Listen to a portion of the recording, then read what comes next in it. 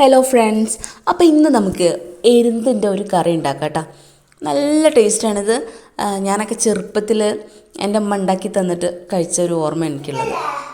അപ്പോൾ ഈ ഒരു എരുന്ത് എങ്ങനെ ഉണ്ടാക്കുക നോക്കാം കേട്ടോ. അപ്പോൾ അത് നന്നായിട്ട് കഴുകി വൃത്തിയാക്കുക എരുന്താണേ. എന്നിട്ട് ഒരു പാത്രം ചൂടാക്കി വെളിച്ചെണ്ണ ഒഴിച്ചിട്ടുണ്ട്. അതിലേക്ക് നമുക്ക് കരിവേപ്പ്, പച്ചമുളക്, ഉള്ളി, തക്കാളി ഇതൊക്കെ കൂടെ ആഡ് ചെയ്ത് കൊടുക്കാം കേട്ടോ. എന്നിട്ടത് നന്നായിട്ട് മിക്സ് ചെയ്യുക. നന്നായിട്ട് വേവണം എന്നൊന്നുമില്ല, കാരണം നമ്മൾ ആ എരുന്തിട്ട് കൊടുക്കുമ്പം ഓൾറെഡി അതിൽ കിടന്ന് തിളച്ച് വെന്തോളും. മസാലപ്പൊടികൾ: മല്ലിപ്പൊടി 3 ടീസ്പൂണ്, മഞ്ഞൾപ്പൊടി 1/2 ടീസ്പൂണ്, മുളക് പൊടി 1/4 ടീസ്പൂണ്.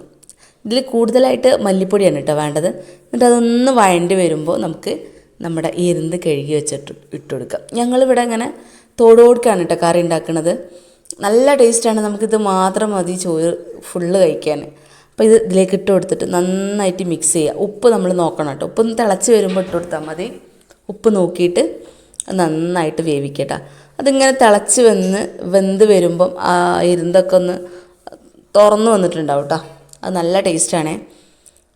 ഇനി നമുക്കതൊന്ന് വേവിച്ച്